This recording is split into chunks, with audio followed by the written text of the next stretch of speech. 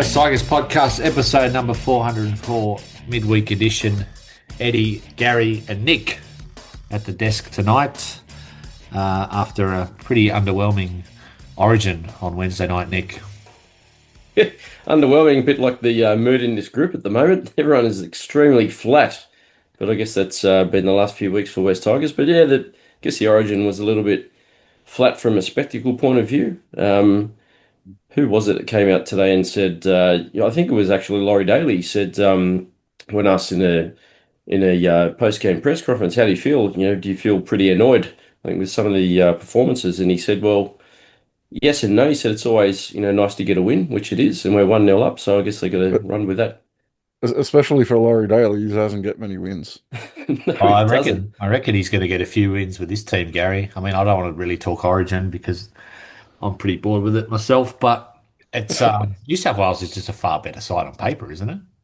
Yeah, mate, they could have picked three sides and would still have the strongest side, I think. So um, it was like the Tigers players that missed out. It was really disappointing to see them miss out.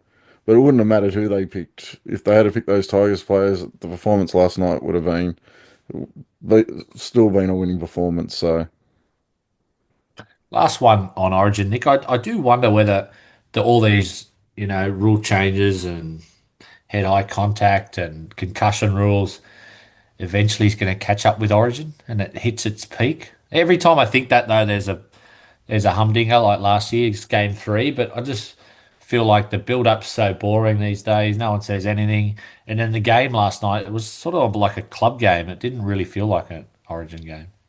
It was a bit, although there were a few players out there with pretty bloodied heads. Mitchell Moses looked like he copped a bit of a nasty one just behind his left ear. A bit of claret coming out of his skull there, but no, I see where you're going. I mean, that's the game, though, isn't it? What about when Spencer Leniu came on and he wanted to take that first hit up from the kickoff and they went the wrong way? Jeez, he got upset with that. Well, that was pathetic by Queensland. Like talk it up, but they didn't talk it up. I suppose their paper was the one talking it up. But yeah, that's what the fans are there for, Gary, is to see, challenge yourself, try and smash him. But yeah, kick it the other side. So I felt like turning it off when I saw that. well, especially nowadays, like I think the biggest thing missing from Origin from days gone by is the fire and brimstone. Like, there's no like my daughter was watching the game with me last night, and they had a little push and shove, and she's there's a fight. That's that's what's missing from Origin is those battles we used to see, and even even that really tough opening 15 to 20 minutes where sides used to rip and tear into each other. We didn't see that last night, and that's really missing from the game. So hopefully the next two, Queensland can step up a bit because I think they're in a little bit of trouble and at least make a good game out of it. Do you think that we should bring back the violence, Gary, for Origin? Not saying, bring in the haymakers and the punching and everything, but do you think the referee should put the whistle away a little bit more and just let the boys play footy, Origin But footy? I don't think we can ever go back to that, but I don't think anyone can deny that the game doesn't have the same brutality that it used to have, and Origin was the pinnacle of that. And it does make it a little bit of a different event. Like when players used to say, I'm going out there like it's like a war, it was like a war. And you just don't have that side of it anymore, and you can't have that side of it anymore, which is great. We need to protect the players, but the spectacle isn't the same without it. All right, boys, we'll do buy, sell, hold. Obviously, preview the Cowboys game, which is just around the corner, Saturday night in Townsville, and we'll do Yachty's quiz at the end. Question one for you, Nick. Phil Gould and the Bulldogs are guilty of tampering in the case of Lockie Galvin. Buy or sell? Buy it all day long, all day long. I mean, it's been floated on X and all social media outlets enough over the last few days. A lot of evidence has been put out there about the timeline of events and Gus's conflicting stories about how he'd never met never met Lockie, sorry. Then in the next breath he comes out in another clip and says, he couldn't believe when he met him how tall he was, 6'2", which I think is incorrect anyway. So he's definitely getting his stories muddled up there, which isn't helping his storyline, is it? It's just making him look like a fool. Was Gary. Yeah, I did have to have a little bit of a laugh today. Kelly's actually recently sent it through to me. The term gaslighting is actually being used to describe him on Twitter at the moment. I think that's fairly apt. He just makes up the story that he wants and makes out that it's everyone else's fault, and that he's the one being hard done by. I think his behaviour, not not just in the last couple of weeks, but for a number of years, using the media the way he does, and those dual roles of being high up in a club and involved in the media. Um, and he uses that to get his own way, and and that probably needs to change. And it seems like a lot of the clubs are really upset with that as well. Well, Gary, I was surprised and happy that Michael Chambers actually went after him on that Monday night show because it's one of their own journalists, and I thought it might be, a little bit of a love-in, but he went at him, and that was the first time I've really seen him lose his marbles a bit. He looked rattled. He ended the show with a "Watch your mouth, son" or something like that, and I thought, you're rattled, Gus. That's not like you because he likes playing the very cool, calculated operator. Yeah, and I was really surprised to see him go after him as well. That actually took a lot of guts because I'm sure that Gus has a lot of power at Channel 9, and he's probably putting that role at risk to speak out the way he did against him. So it was really pleasant to see someone actually stand up to him and take him on. Um, but he doesn't like that. It's quite obvious that he doesn't like people telling him he's in the wrong, and um, I did have to laugh though when he was saying you're questioning my integrity. I think your actions are what brings your integrity into question, Mr. Gould. That Chamis challenge was incredible. Not just the fact that he actually took on, someone of the stature of Phil Gould on live TV, but more so how much it's been spoken about and publicized and recycled in the media and social media since then. Like that's helped to generate a huge storyline around Gus and his, I guess, the way he operates. And I guess it's also led a few journalists to dig up those, like Phil Rothfield's come out and dug out the timeline of events of things that Gus has spoken about, not just the Lockie Galvin story, but even from a couple of years ago, from when he was at the Panthers, and players that he'd said that he was going to be signing to long-term contract and then very quickly letting them walk out the door. So it really has opened up a little bit more about his character, which I think has kind of been Gus has been very good at hiding that and sweeping a lot of things under the rug over the last couple of years, but I think this has really exposed him for what his character really is, which is, I think, very important. So I know Steve's very keen on really wishing that the NRL would investigate this further, which I agree should be done. Will it be done? Probably not, but there's a hell of a lot of evidence there that could be worth digging up, that could substantially, create a case against him, but it probably won't happen. He's probably too big, sadly. The thing is, I don't think anyone has really thought of him as the pinnacle of honesty throughout rugby league for a long time, and so I don't think what's going on now is really a surprise to anyone. Um, I'm a little bit surprised that the game as a whole is calling it out the way it is at the moment, and it's actually good to see because, um, and it's not just Gus with these sort of dual roles. Braven Asta's been saying a lot of really good things that I agree with about the club, but the fact that he's a player agent and on one of the biggest rugby league television shows, these are issues in our game that the game probably needs to have a bit of a closer look at.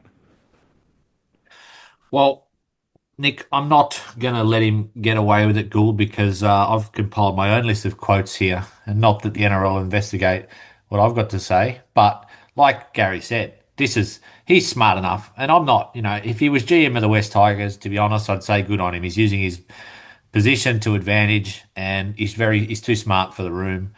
But he's GM of the Bulldogs, and this has been going on for 18 months plus. These are just some of his top four quotes around Lockie Galvin. This is before anything blew up this year. I think he's the best teenage footballer I've ever seen. So that made headlines. Whoever has Lachlan Galvin in their side will be winning premierships. That was last year as well. Except the West Tigers. Galvin will earn more money out of rugby league than anyone. I'm obsessed with him. Like, please. Like that was an actual quote. That's not a paraphrase or anything. I'm obsessed with him.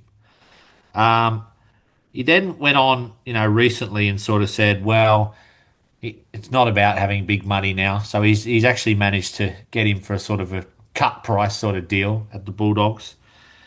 And then a month ago, Nick, when it broke, that this was he said it was untenable. I thought that was really interesting because he's very Mm. adamant that we didn't know Lachlan Galvin was going to become available. We thought it was going to be at the end of 2026. But on his podcast with Matt Thompson, he said it's this untenable situation at the West Tigers. So for me, it's very, very clear that he was in cahoots with the manager, Isaac Moses, at the time, and he knows exactly what's been going on, and this has been the desired outcome, particularly the last 6 weeks. And I think it's been a long-term goal of his for a while to sort of unsettle him. Yeah, well, he's really showing his skill, isn't he, Gus? Like you said, if he was general football manager at West Tigers, you wouldn't complain. Because he's probably got Richo there, hasn't he? He's certainly made Richo look a bit silly. And I know Richo hasn't had a chance to come out, or he hasn't chosen to come out yet and say anything. And I know nothing has officially been announced yet, especially as we record tonight on Thursday. But yeah, he's flexed his muscles. Whether it's correctly or incorrectly, it's probably incorrectly. But the other thing too, Lockie, yes, he's managed by a company owned by Isaac Moses, but I think from the stories that have come out too with Lockie Galvin and his decision making, like I read that apparently up until last Friday he was going to Parramatta, and he only decided he was going to the Dogs over the weekend. And just before we jumped on this call, I was having a look through X, and I think it was NBWT had posted that apparently Parramatta had offered him $1 million, and that was their final offer before he rejected that, agreeing to terms with Canterbury for 750. I guess yes, there's a better system at the Bulldogs, which would be worthwhile going to if you're looking for success, especially short term. But what sort of brown paper bags is Gus throwing under the table too? Because surely Lockie's not going to be turning down. He turned down over $1 million to stay at West Tigers, so apparently he's turned down $1 million to go to Para, which is a club that he loved as a kid, and where everyone logically thought he was going. Nick, I don't even think you need brown paper bags these days. From what I can gather, the third parties are unlimited and you don't even have to declare it. So with that Laundy Hotels or whatever that runs the Bulldogs, Yeah, I'm sure a lot of their top players are probably on unders under the salary cap that get X amount outside it. it's a whole business on its own, isn't it? Third party deals. It's tough. Out of all those quotes you read out a moment ago, Eddie, the one that I have the biggest issue with is him coming out when the blow up happened at the Tigers with Lockie Galvin and saying that the situation is untenable. That That was the giveaway for me in his latest defence. That's if I was Chammers, that's where I would have gone. Yeah, for me that's the worst one. That is a clear effort to to paint the picture that Lockie Galvin can't stay at the Tigers. Now, Richo had just come out and said that the Tigers won't be releasing him. Gus Gould comes out and says that situation can't continue at the West Tigers, and then turns around and signs him. For me, then that's what needs to be investigated because that is extremely poor form. It's creating a narrative not just between clubs that Lockie Galvin needs to leave. He's trying to create that narrative in the fan base and across the game and with West Tigers supporters. Phil Gould is, at least in his own mind, seen as a trusted expert of the game, the senior spokesman or statesman of the game that we have at this point. Kind of the John Madden that the NFL had. That's kind of the the space that Gus Gould fills in our game. And for him to come out and say that a player's position at a club is untenable and then sign that player to his club is disgusting, if I'm going to be really honest about it. And if the NRL don't at least look into that and publicly look into that, then they're a disgrace because he's using his position which is probably second or third to Peter Volandis and Abco. um, and he's using that to fiddle with the player market, and it's just not on. And that untenable comment, that is the proof that he is using that position to benefit the Bulldogs, and it's just not right. What doesn't add up for me at the moment, Nick, though, and you touched on it before, is it's not like we're on the front foot. We haven't heard from Richo at all. Mm. And the latest article was that the only thing holding up, Bulldogs announcing his signing is apparently both clubs are going to agree to what's called a non-disparagement clause, which is basically that Galvin won't be able to talk around his exit surrounding the West Tigers, which is something I think the West Tigers and Richo have asked for. So my question to that is why? Are we hiding something here? Are we trying to protect something? We know there was that looming potential bullying court case stuff going on. It just seems like to me the club are folding a little bit. That might be harsh because we haven't heard from Richo, but it looks like at the moment we're sort of I'm not going to say we're happy that he's gone, but it's not like exactly we're coming out like Richo has in the past. When I think the Stefano one was happening, he said, "I'll call the NRL if any clubs have been in contact about early tampering." Just talking about that clause, when we let Tim Sheens go, did we make him sign some type of agreement that he wasn't to talk about his exit? It's not totally unusual. I've heard of it. I'm not. I think it might have been. It's something usually from overseas where coaches get fired early and they get their payout on the terms that they don't discuss the reasons that Mm. they were fired, so they don't badmouth the club, Gary. When when you have a look over the last number of years, probably going back to Aaron Woods, and you look at players who have left the club and how they speak about the club after they've left, this this is probably something we should have been doing for a long, long time. It's probably something that we've needed to put in place because our former players are bagging us all the time. And I think the first question Galvin's going to get asked, wh- as soon as he speaks to the media or after he gets his release, is why did you want to leave the Tigers? So I can't really fault the club for wanting that put in there.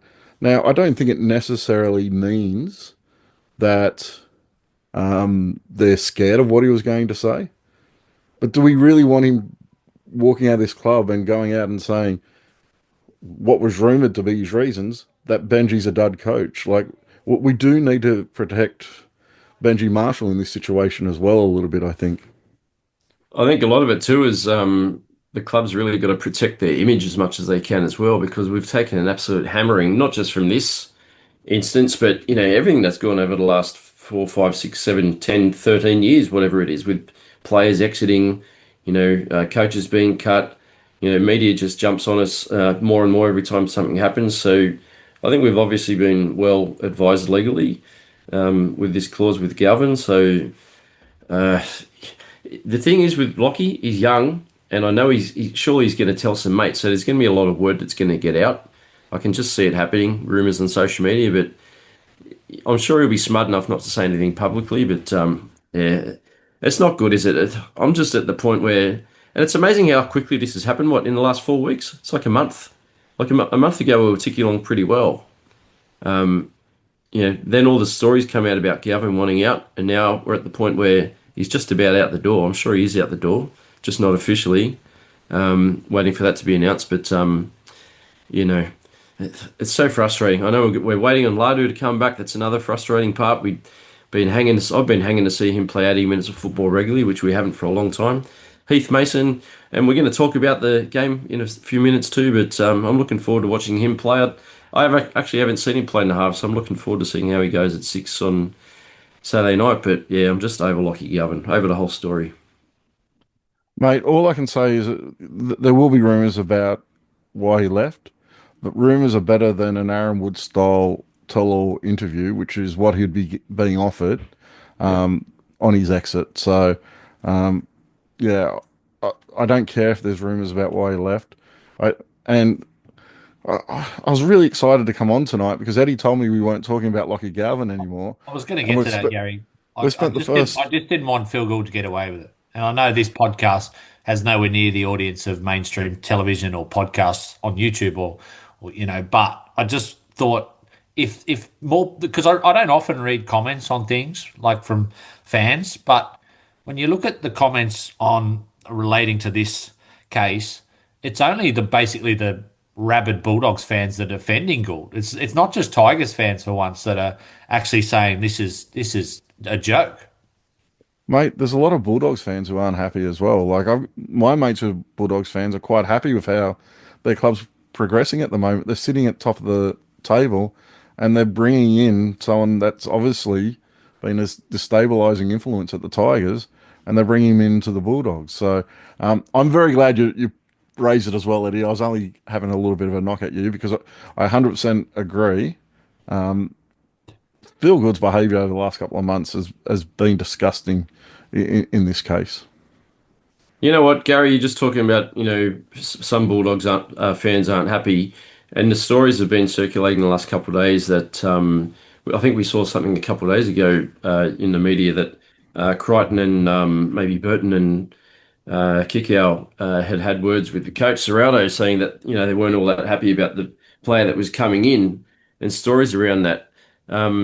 And then there's the link between Luai and his former Panthers teammates as well. Whether Luai's been in the area too. So there's a lot of hearsay and back and forward about that too. But I actually had a Bulldogs mate message me yesterday, and he actually said, on behalf of us Bulldogs fans, if we throw a hat around to raise 175 grand, would you take Galvin back? Asking for a few friends. So I think there's a lot of concern on both sides about how it's all going to pan out. As long as the mess is on the other side of the fence, once he's gone, I don't care, like all of us. I just want us to be able to get on with it and move on. So. I don't think it's a long term risk the signing because I think he's too good a player, but I do think it's a short term risk mid season, Gary. Does it mean we're allowed to boo him now, Eddie? What did I say? Oh well, of course we can boo him. We can do more than boo him. You know, I wish him, yeah, all sorts of bad things, much worse than people booing him out of the ground. Last one on it, Gary, because I don't want to labour it. But are you surprised so far that Richo's because the silence has been deafening? I'd like to hear something. As I said to you the other night, I don't, I don't really care about hearing an explanation about it. I want Richo to come out and announce some signings. I, I don't need to hear why we've released him. I just want to see action from us. Has Richo said a word since that interview a month or so ago, and he said we No, were going to it was announce just before he went overseas. He did the James Graham podcast, yeah, two and to that three signings. was Yeah. before, just after the Parramatta game. So I reckon that was about 6 weeks ago. And he said 2 to 3 weeks there'll be some signings. Now, I don't think he was talking about NRLW signings or Jersey Flag signings. So we're still waiting with bated breath, Nick, for those signings. But I guess the concern for all Tigers fans is not only have we not made any signings, which doesn't happen all the time, mid-season signings, but we've lost our 5'8". So there's not even addition by subtraction at the moment. Yeah, it's a tough one. Then you had the rumours about Taylor May possibly joining the squad too, and he went off and did his rehab, and I guess a few of us were reading between the lines thinking that may have been a part of the agreement with West Tigers that he had to do that before he So you officially got two signed plus on. two equals five, Nick. Correct. Like most of my maths, Gary, yes, two plus two usually equals five, but and apparently he was touring South's training grounds the other day, so I don't know what's going on there either. Yeah, Richo, we need to hear from you, mate. Give us a call. Gary, a couple more buy sell holds. Let's go. Talon De Silva will be at Tigers in 2026. I think there's a fair chance that he won't be. I think the club intends to extend Appy, and I think Is that Talon the will right then. call? Um, as I said the other night, I've been a little bit concerned about his form until last week. I thought he was fantastic. Played some really key parts in that game against South. So um, I think I would be extending him. What I'd hope is a guy who is 19 years old could be a little bit more patient. You have a look at the best hooker in the game is Harry Grant. He didn't debut until he was in his 20s. So, and and he was always going to be that superstar. There weren't any question marks around the potential of Harry Grant. He wasn't a late developer. The Storm knew what they had, but they gave him a proper apprenticeship. And I do miss the days where guys would go and learn their trade properly, and then what, early 20s is a fine time to be making your debut in the NRL. You don't, most clubs you're not debuting as an 18, 19-year old. And I think there needed to be a little bit more patience on his part there. And I think the fact that he hasn't been named the last couple of weeks is fairly big signs about what his future at the club probably is. So Gary, Talon and Lockie are obviously very close. Do you think Talon's been sitting back watching Lockie's career, go from, 0 to 100 really quickly in not even a season and a half? And he's thinking, I'm being held back here. Like I should be getting an opportunity, but I'm not getting it here. He's he up until 2 weeks ago he'd played every game this season. So I don't know how a 19-year-old in that situation has that opinion. I think there is a lot of the younger players now. They want everything all at once, Yeah. and the patience isn't there to develop properly. And a situation where over the next 3 years that Appy's getting less time and Talon starts to get more time, I think that's a perfect apprenticeship for a young guy like that. As I said, Harry Grant spent a long time playing in New South Wales Cup, and then the Storm had to loan him out to us for him to actually start to get some regular first grade, and that was at like 22 years old. So a little bit more patience would be nice from some of these younger players. Yeah, they'll superstars coming through, but that doesn't necessarily earn you the right to be playing NRL at 19. It's pretty rare though, Gary, to have someone of Harry Grant's character. Like I think he's Of more course it is. anomaly, you know. Of course it Um, is. And he was also in the Storm system. He also knew that he had a long-term career and he was sitting behind who I don't like, but was regarded as the best hooker of all time by a lot of people. And and of course he was going to be a little bit more patient to set himself up for that career. But it would be nice to see it happen a little bit more because Appy's no slouch as a hooker. If you're sitting behind Appy Coruscant, someone who's won multiple premierships at multiple clubs, then and who is still playing really good football, and you're not overly sitting behind him, you're his replacement for 20 minutes a game at 19 years old, then yeah, I think you should have a little bit more patience and be willing. And to be honest, if you're 19 years old and it comes out in the media that you're saying if the club signs someone like Api Coruscant, a premiership winning player, state of origin hooker, if the club re-signs him, I'm going to leave, then I think that's a little bit embarrassing. With Talon, if he's agitating, if he's agitating to get out at the end of this season, would you consider, and I know he's only contracted to the end of next year, but would you consider maybe swapping him or loaning him out to another club with an offer to come back on maybe another 2-year extension beyond that, I 27, just, I 28? just don't think it sounds good in theory, Nick, but I don't know if the club's in a position like Melbourne, where you Mm, can sort of afford to do that when you've only got 30 roster spots and you're stuck towards the bottom end of the table for so many years. It sounds good. I actually think there should be a loan system that's more frequently used yeah. in the NRL for clubs that have, a heap of injuries or that want to stockpile talent and then give some games, some kids a game when they're probably up to NRL standard. But yeah, I just don't see. I mean, it hasn't happened since Harry Grant, has it? Alone, I can't remember one. No, I Last can't. 3 years. Not Yeah, for, But yeah, it happens regularly. It's yeah, a not for long regular enough. Nofaluma. thing overseas in soccer. Yeah, Nofaluma went down to Melbourne on loan from us. Hmm. That's really the only one I Mm, can ultimately remember.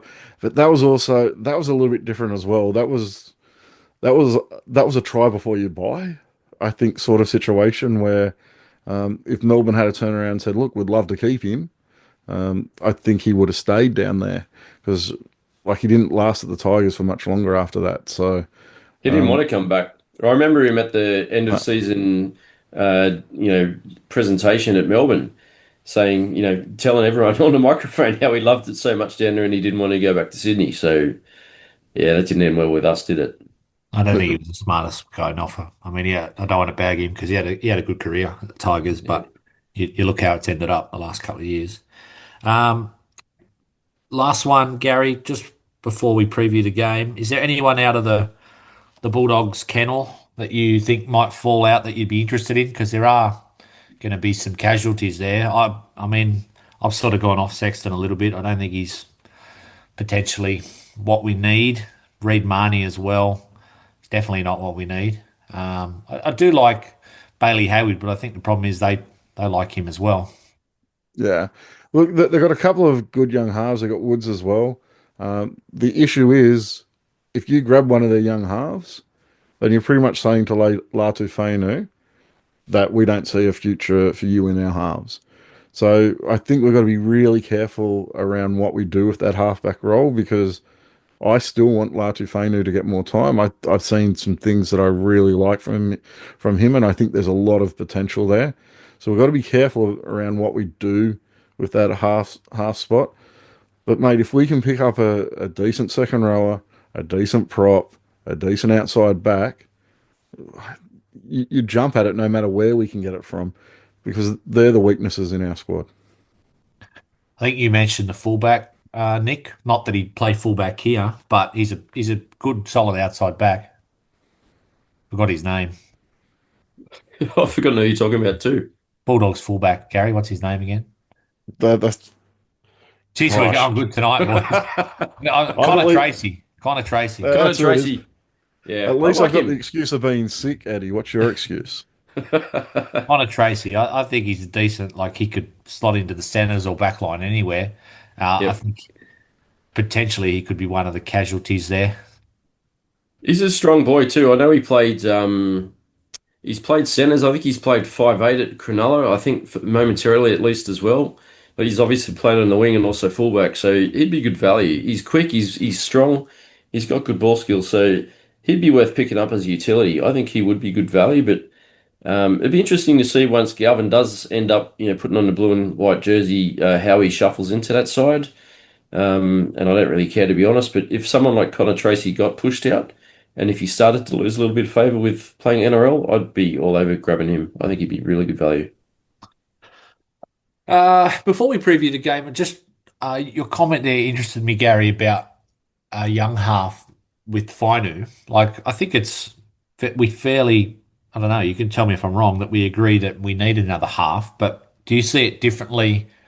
Like a young half would be more off-putting for him, whereas someone like an Adam Reynolds or DCE, not that we're going to get DCE, would be something that would be a cleaner sort of way to put it to him, that we're bringing in someone for 18 months to sort of continue your development. 100%.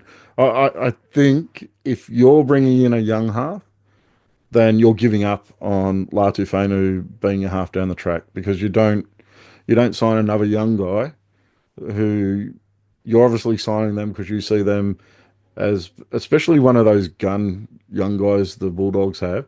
You don't see you see them as the future in that halves role in your club, and there's only two spots, and you're not going to get the $1.3 million man in Jerome Luai's position. So competition's a good thing, but you've also got to be smart about the sort of competition you develop. If you see the future of your halves as being Latu Fainu, then you've got to be smarter around how you play that. And I still think he has a very strong chance of playing very well in the halves. Jerome Luai has a very good relationship with him from all reports, and I wouldn't want to upset that. If you're getting someone like a Reynolds, for example, or a DC in, and it's eight, a 2 year contract at max, then you probably have Latu coming off the bench and playing off the bench. And if it's a guy like Adam Reynolds, he's probably going to play about 15 games a year. So Fainu's going to get games and time to develop. And You have Jerome Luai to learn from, and you have Adam Reynolds to learn from. I think that's a fairly compelling argument for a young guy that we're doing this for your development. What's the likelihood of Adam Reynolds though coming to Tigers? Because by all reports, he's set up in Brisbane. He's flown his parents up there. They're settled as well. Like I know it's only an hour up the road, or by air anyway. It's not that far, but it'd be a pretty big move to come back to Sydney. Look, for me, that all comes down to, and it sounds like he's been offered an extension by the Broncos. It comes down to how much the Broncos want him. If he wants to continue to play football, there's not that many opportunities in Brisbane.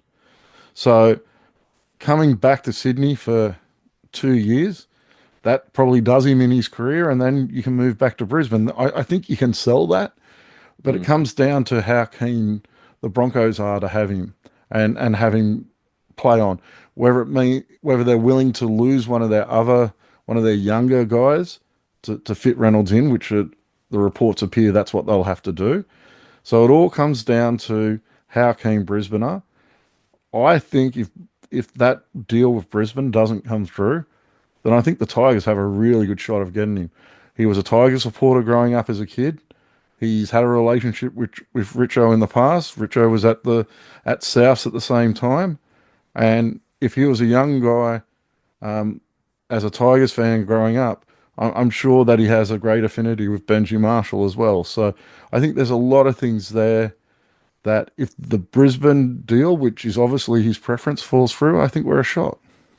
Maybe Richo can work out some deal and play every second home game up at Suncorp, and then Adam can just stay up there. Well, mate, we already use it as a home ground, so Yeah, we do. hey, Yeah, just it just could. tell him we play home games at I think Suncorp. this You're is our fine, mate. third trip to Queensland this week. Nick, it's already, round 12 or round 13. Let's preview the Cowboys game. Actually, one of the few clubs we've got a winning record against. That perked my attention. Only 24, just. 22 losses against the Yeah. Cowboys. Last year, if you want to look into the form, 48-30 and 42-28. So 78 points in one game, 70 points in another. I get the feeling it could be that sort of game. I don't think they're very defense is a priority for the Cowboys, but they play on a very fast track up there, and they have a very skillful and fast side. So I think this game could be very similar to those games with 60 plus points. Nick, your confidence levels ahead of this Cowboys game? Uh, Always low. My optimism is high, but confidence is low. So I you're don't know talking how that about. works, but I like it. I don't know either. I'm probably half glass half full at the moment, which I know you're a fan of, Eddie. But look, we've based our game on defence, and I know the Melbourne game was hopefully a blip on the radar, but that clearly threw our differential way out, and certainly deflated, my feelings on how we were going. So.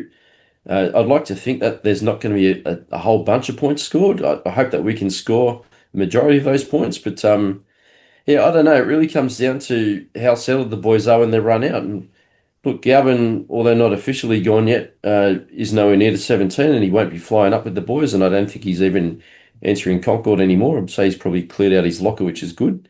So hopefully the boys will gel together and put in a really good performance. I'm really hoping. I did watch the little clip the Tigers put out with Heath Mason. They did a quick interview with him yesterday. He's obviously excited to play NRL again. He's in the halves, and he did talk about how he grew up playing in the halves, and it's only the last 3 years that the Tigers wanted to try and develop him into a fullback. So he says he's comfortable playing in the half. So it's going to be really interesting to see how he goes. The thing I like about Heath when he was playing fullback is not so much under the high ball, which always made everyone a little bit jittery at the back, but how he's always pushing up around the ruck in attack, always sniffing around, and how quick he is off the mark as well. His speed's really explosive. So the difference I see with him and Lockie, and Lockie's a lot taller, obviously, and a bit lankier. I think Heath's got a lot more speed out of the blocks than what Galvin does. So if Heath can find a little bit of space, I'm really excited to see if he can hit those holes, or at least hit a half a gap and put someone else through a hole. So I've got everything crossed for Heath. I hope the boys can click tomorrow. I also hope that we use AD for his long kicking game, because I don't think that's something that we've done a lot recently either. Gary's sitting there smirking, but thinking about kicking games, Jerome Luai at 7. Um, like Steve says, he's not convinced he's a 7 yet, but his long kicking game for me is still a bit of a question mark. I don't know if he's got the ability to grind out a game and kick the ball deep down into corners yet. And also that big towering bomb that AD's got, and I'm sure Gary, that's why he was promoted into the New South Wales Blues training squad to test out some of the boys there. But he's got a weapon in his arsenal, Gary. I think we should use it. That's what I'm getting to. Eddie, do you remember what the question was? Because I That was think a very long answer. That because could be a record, Nick. I might have to go back and time that. But I think that Nick was a actually Gary-esque previewed.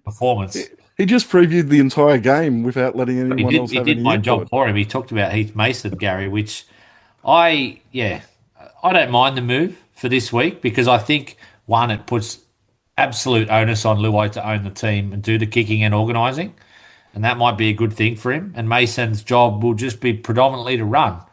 And I'm worried defensively because he's a small body, probably not used to playing first grade in the front line. But I prefer this move, even though I haven't seen a game in his life in play at 5'8". I prefer this to seeing Brent Naden or Adam Dewey at 6, Gary. Yeah, I'm actually quite keen to see this. I will, however, first go back to Nick's comment about Galvin not going up to North Queensland. Yachty did say the other day that maybe we should take him and announce the release while we're in North Queensland and make him walk home. Don't mind that. Very good, Um, Yachty. yeah, I actually Yachty doesn't make me laugh very often, but that one made me laugh. That was quite good, Yachty. But in relation to Mason, I agree with you, Eddie. I What I like about it is I think it forces Luai into that chief playmaker role, and I think that's a really good thing to see. I think Latu coming back will do that to a certain extent as well.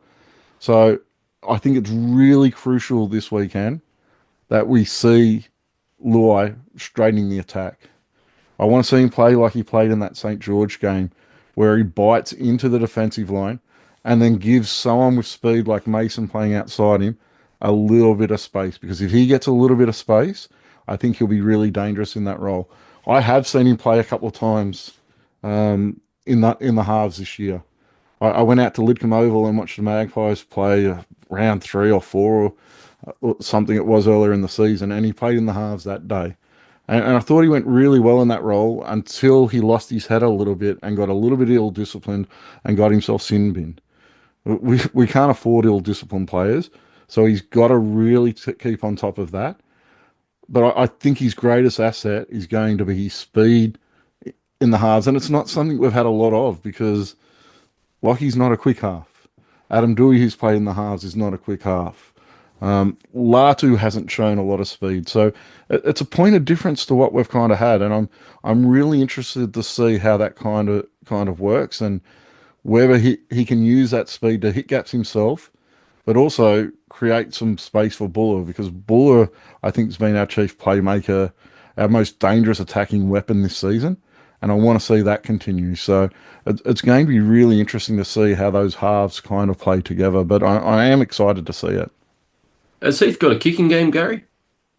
Um, Look, to be honest, I haven't seen a lot of it.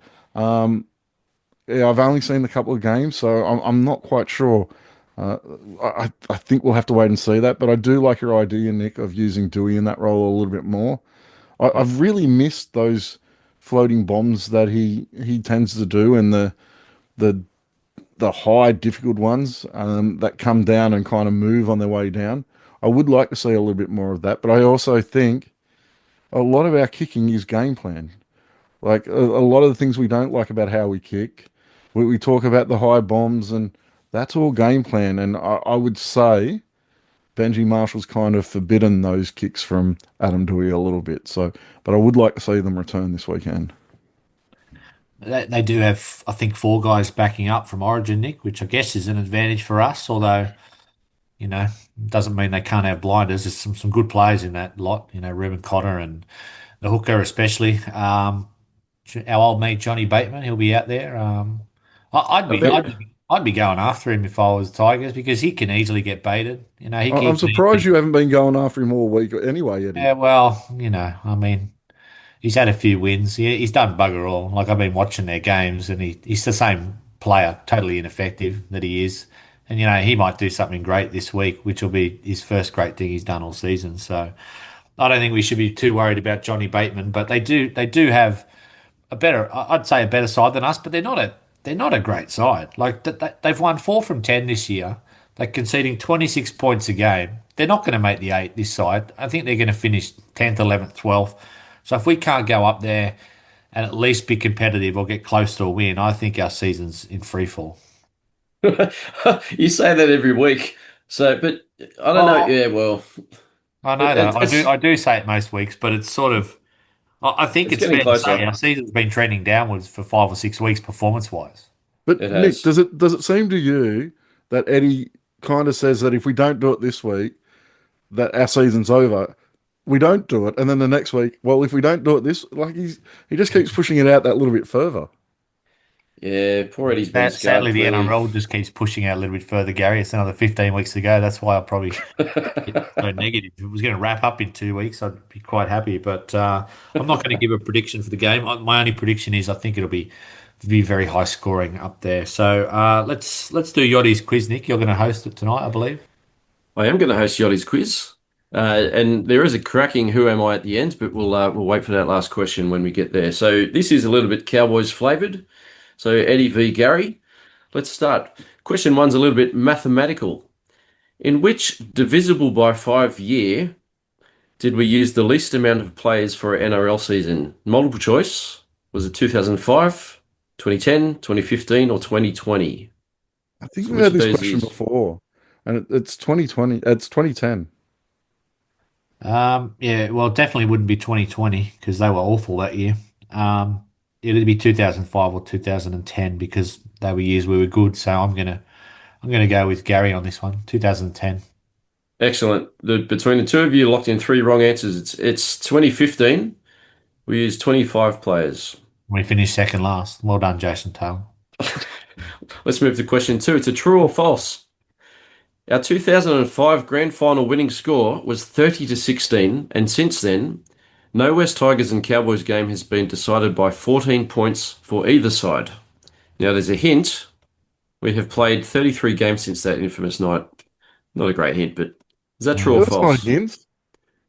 That's just a It's Yachty's fact. Yachty's Yachty, quiz. a fact is not a hint. I'm Uh, going to say false. Yeah, I'll go true. the answer is false. We lost to the Cowboys 42-28 in Townsville in 2024 round 12. Alex Twal scored his second career try. Great memory. Okay, question three is the nearest to the pin. Gary's quite good at these. So I'll make you go first, Gary. What was our highest winning percentage when it comes to an NRL refereeing officiating us, and who was it? Ooh. Our highest winning percentage? Is there a limit on how many games they've refereed us? No. Could I guess? Are we guessing which referee or what the percentage was? It's the Percentage. percentage. You can also guess the referee if you I'm want. going to guess it was Tim Mander, and we had more than 50%. So what do you that more that it's closest to the pin? You can't say more than 50%. You Yeah, can't take half the yeah, answers. 51%. I'm going to say 52. Okay, the answer is actually Bill Harrigan's the referee, Wow. and he refereed us five times only, for four wins and one loss. I do remember that So 80%. infamous one where Darren Senna tapped the ball on the try line and scored, and he allowed the try. You guys will have to look up on YouTube. That was a famous try. no, I Uh, remember that one. there was no one around Darren Senna, and he scored. Good play, Darren Senna. Okay, question four. Name the three current NRL clubs who have never been in the finals at the same time as the West Tigers. There's only three. Three Dolphins, clubs. That's one. Well, it's not the Titans, Titans. No, Titans were in it in 2010. were they? So I'm going to say Parramatta were in it. Who else were? I'm going to say Souths. Yes, South is the second one. There's one more. And I reckon Bulldogs. Bulldogs. Yeah. Correct. Our Bulldogs favourite are club at the badly moment, the beaten. Bulldogs. Well done, boys. You get a point each for that. Hey, I got Okay, two of now, them. What are you talking about? A point each. yeah, You're I'm the just trying to be worst nice. host. Thanks, Gary. Okay, question 5. This is my favorite. Who am I? With a twist. Now the hint, Yachty's hint is the Is opposite. it a hint or is it a fact? It's an opposition player, okay, from the Cowboys who never played for the West Tigers. So this That's a Cowboys hint. player never played for West Tigers. Okay. I was born in Wollongong in 1982. I played for the junior football for the Dapto Canaries. Good club, the Dapto Canaries. Made my NRL debut with our grand final opponents and made 130 appearances. I spent 1 season in Hunter. I finished in the Super League for 1 year only. I share the same initials as a West Tigers podcast host. I have the same iconic hair color as another West Tigers podcast host. It's going to be a redhead now, so I'm trying to M- work out who My the nick redhead. my nickname is shared with a famous Australian puppy. That's all the clues. Who's the redhead that played for the Cowboys, Gary? I'm trying to think of one. There was one in the '05 grand final. I can't remember his name. And initials, the same initials as another West Tigers podcast host. He Yeah, came which off the one? bench. It's not me, it's not Joel. Steve. It's Steve. It's SS, isn't it? It is Yeah, SS. I can't remember his name. He played off the bench. He's a prop forward, and he's got red hair. Correct. Played for the Yep, you're Cowboys. all over it. His Like nickname was Bluey. it's like Scott Southern or something. Steve Very, Southern. very close. Steve Southern. Steve Steve Southern. There you Southern. go. Well Good get, done. Eddie. Very good Done. get. I So think I won, didn't I, Gary? I get worth the bonus points that last. I Who was don't think you. I don't think you won. I think I won 3-2. Yeah, I can't remember. I wasn't counting. But good quiz. Thanks, Yachty. Thank you, Yachty. All right, boys, that's it for tonight. Sunday night, we'll try and dig up Joel from somewhere. Gary, he seems to have gone on his mid-season cruise again. Mate, At least Benji used to come back for the actual game. Joel just goes for 3 weeks. I thought Joel was doing it today, so I stopped paying attention to the chat because I've been feeling a bit Some crook bad today. excuses coming out today. I mean, Steve had to watch the women's origin. I mean, please, really. I mean, Where's is it as bad Declan? as last night's real origin? I Probably. think Declan's on a date. Joel's Declan, I singing on the don't Love even bother Boat. asking him anymore. So I think he's watching the Scottish soccer Division 3 or something. All right, boys, thank you. Let's hope we get a win Saturday night. Go Tigers. Thanks, boys. See you, fellas.